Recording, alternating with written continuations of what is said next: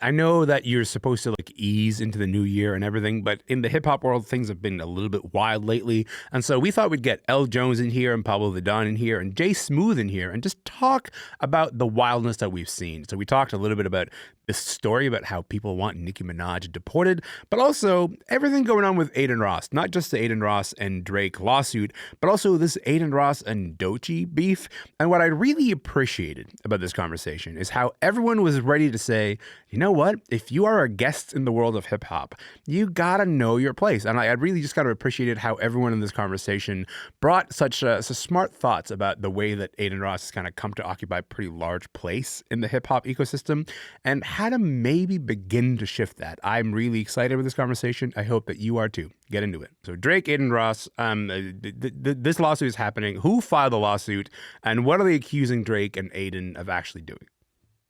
You know, these two women in Virginia, Tiffany Hines and Lashana Ridley, actually filed this lawsuit right as we were turning a page into 2026.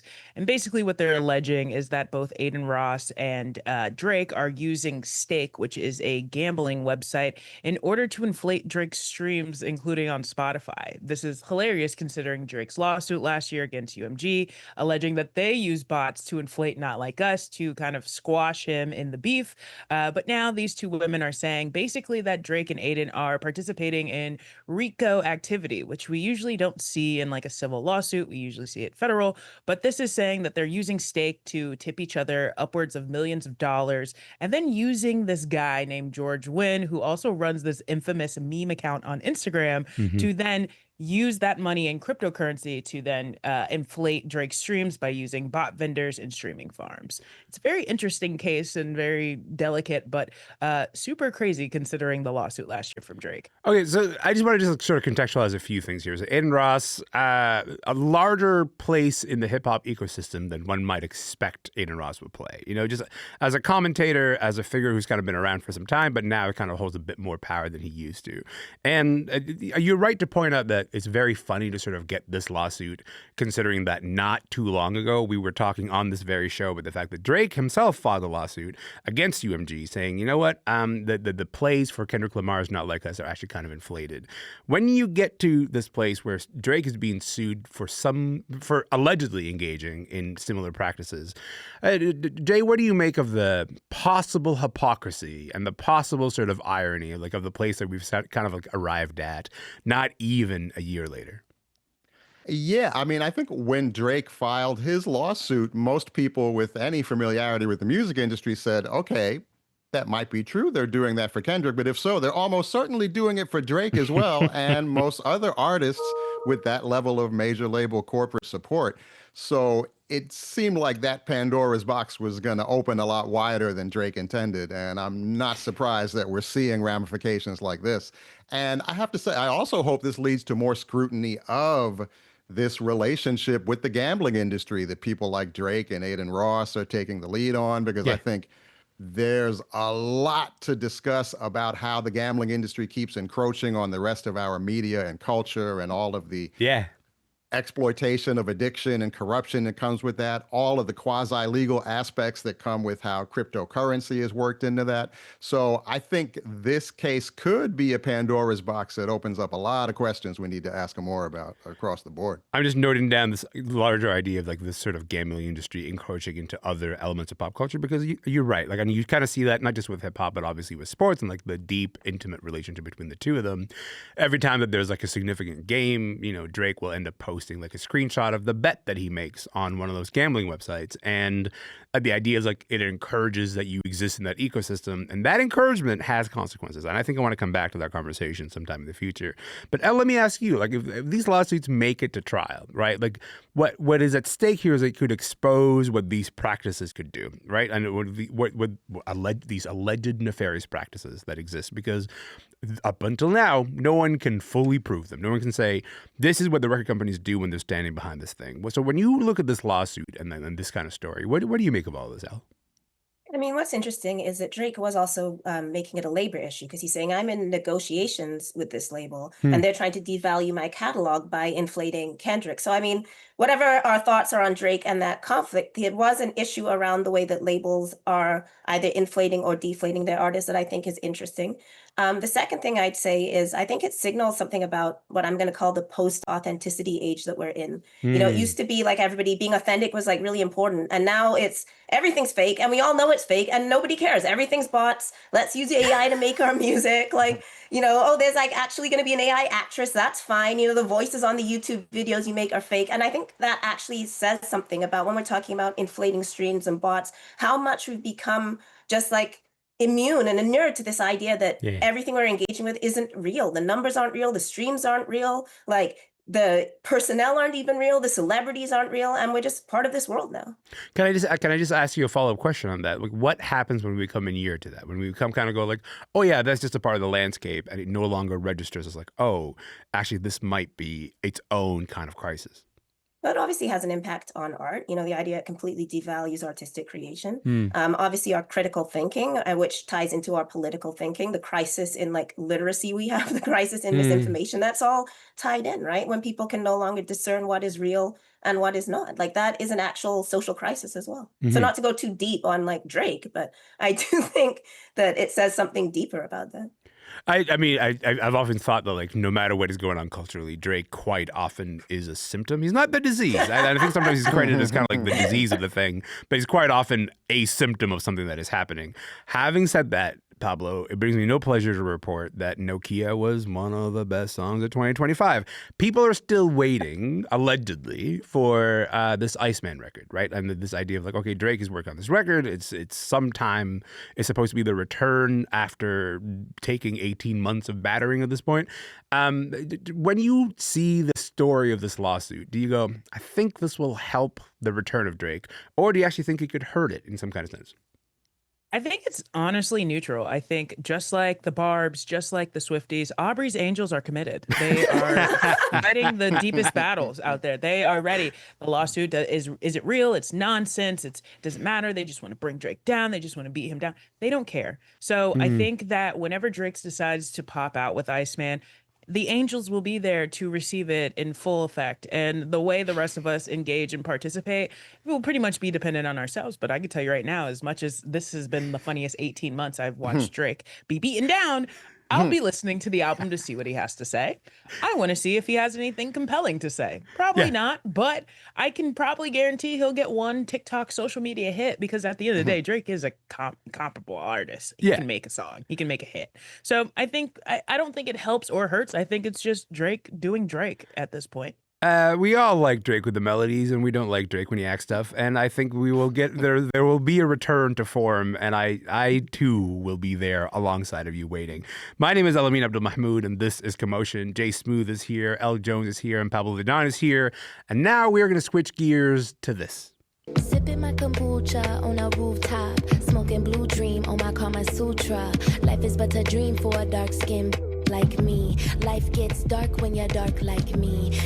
That's Doechii featuring SZA. That song is called Girl Get Up, and on it, Doechii is rumored to be taking some jabs at Adin Ross. We talked about Adin Ross earlier. He's an online influencer. The same Adin Ross is, of course, the one who sort of named in this lawsuit that we just talked about with Drake. Pablo, can you just give us a brief timeline into this Doechii Adin Ross situation? Because it is not new, and he wasn't just born with the song. No, so this actually dates back to 2025, the Met Gala, where Doechii made her debut. Everyone knows that infamous viral clip of her yelling, "Get me my umbrellas, where are my umbrellas?" as she's trying to hide her outfit from the paparazzi. Adin Ross gets on his stream on Kick and then calls her unintelligent, entitled, ungrateful, and then proceeds to call her a slew of names like POS, things like that. Doechii releases this song right before we go into the new year, and Adin got chipped by a throwaway, as Kendrick would say. I felt like this was a blanket statement about the industry as a whole, calling her an industry plant because Adin, it wasn't the first or the last person to call her one. But obviously he got hit, so he decided to link up with Tekashi 6ix9ine and cuff him in the back of a Sprinter van with very bad Wi-Fi and go on a diatribe calling Doechii all sorts of unsavory names, like the B word, and just saying basically she's still an industry plant and he doesn't care. And this caused a lot of stir up and ruckus in the hip hop community because, again, Adin Ross has taken it way too far and doesn't respect his role as a guest in hip hop. I think that's the thing that I want to get into, right? Because like this is not the first time that Adin Ross has been called out online. He's been called out over the years for making misogynistic comments, for making homophobic comments, but also that very thing that you just talked about, this idea of being a guest in the universe of hip hop. Do you want to talk a little bit about that, Pablo? That sort of criticism that has kind of circled around Adin for some time. Yeah, so I think when you get into the world of streamers and Twitch streamers, Kick streamers, a lot of them are not Black. Some of them are, but a lot of them that have come to prominence are outside of the Black community. And they think that because they have had streams with up-and-coming SoundCloud rappers as the music industry has been democratized, they suddenly have the credence or the capabilities to be able to levy commentary against Black artists and say whatever they want to engagement farm and make as much money as they can. Adin Ross is probably the best at doing this. But I don't think he understands the true nature of hip hop and how when he's long gone and forgot about hip hop, its culture and its background will still exist. But right now, he's just doing the most he can to make money. And that includes attacking Black women and being misogynistic and racist at the same time. Misogynistic and racist at the same time. What a combination to have. Well, we should note that like we don't know whether these lines from Doechii's songs are specifically about Adin Ross, but that is the way that people are talking about them. Let's just hear some of those lines right now. All that industry plant whack, I see it on the blogs, I see you in the chats, you every rap from the back, but what's the agenda when that it girl Black? Y'all can't fathom that I worked this hard, and y'all can't fathom that I earned this chart. Y'all can't stand my vibe cause I'm anointed. All y'all leave a just annoying. Blame it on the fame. First of all, what a verse. Second of all, that is a bit of Doechii's verse that some people feel are sort of, he's kind of pointed at Adin Ross. Jay, Adin has faced this criticism of misogynistic comments, not just about Doechii, but also specifically towards Doechii for some time, including, by the way, from some high-profile podcasters. We got Glasses Malone, we got Joe Budden, Rob Markman. All those people have sort of brought this up. But their criticism, this is the crux of the matter, their criticism of Adin Ross has actually reignited this larger debate around hip-hop's history of misogyny towards Black women in general. Specifically, this question has been like, hey, podcasters, it's cool that you're calling this out now, but where was this energy before? Why have you not sort of called out other Black men when they are being misogynistic towards Black women? Can you talk a little bit about that sort of divide there, Jay? Yeah, it's definitely a genuine concern. I mean, I wouldn't lump all those podcasters entirely together. I think Rob Markman, for example, has spoken out on misogyny in the culture before, whereas someone like Joe Budden has his own long history of misogyny, including his podcast being a big part of the industry plant debate around Doechii up until just now. Yes. So there's definitely questions to ask there. And I think Adin Ross has, in large part, built his career on being friends with Black people within the culture who give him cosigns. He literally started out just by playing video games with Bronny James, LeBron James's son, and quickly began using that little bit of public exposure to start trolling people all the time. And as he kept building his platform by trolling people, a lot of us within the culture kept going to visit him because his platform was so big and we kept letting things slide. Yeah. And I think it's well past time to ask why we're so willing to do that, and also ask ourselves, Adin Ross, he is sophisticated and strategic about his trolling, and I think he's latching on to this Doechii thing because he knows that there is an eager audience out there for it. So I think we need to ask ourselves, why is Adin Ross so confident that he'll find an eager audience for this misogynoir in the consumers of our culture? And I think we need to ask, what have we been feeding the consumers of our culture up until now that gives them an appetite for what Adin Ross is doing? That's a deeply important question. It's also a question that I can trust L. Jones to come up with an answer to. L, why do you think Adin Ross would be so confident, that like those comments will find an audience? And even though there will be pushback, it's actually like going to be okay, and he's not going to lose his entire audience if he makes comments like that about Doechii. First of all, Adin Ross is also an Andrew Tate fan. He's had Trump on his stream. Nick Fuentes. Like, this is not a person with progressive politics. So, I mean, it's sort of interesting that this becomes this almost performative last straw. Like, what did you expect? Of course, misogynoir follows alongside all of the, like, Andrew Tate, like, this is not exactly a woman embracing community. So I think first of all, let's just acknowledge that. Secondly, like, this has been a commentary for a long time, particularly among Black feminism, that, the recognition of racism, but then the racism that Black women experience coupled with misogyny has never been, a concern of hip hop. And Black women have been pushing back on this forever. So, talking about how the racism towards groups like Two Live Crew when they were being prosecuted, but they're also speaking about Black women and the position that put Black women in. So this has been a long discourse in Black feminism. The other thing I wanted to say, though, too, is that, first of all, I think that it's really important that we say that we don't need to qualify our defense of Black women. And Doechii's making the point that, especially as a darker skinned Black woman in this industry, the idea that this critique she's getting, saying she's an industry plant, is really delegitimizing of the voices of Black women. And we don't really need to discuss why we need to support her. Like, the unqualified support of Doechii is good. And the fact that people are standing up for her is also good, even if belated and even if hypocritical. But I also think, finally, just to say that I think we're seeing in this culture now a lot of weaponization by men of women's victimization. But so the Epstein files being used as a political ploy between men.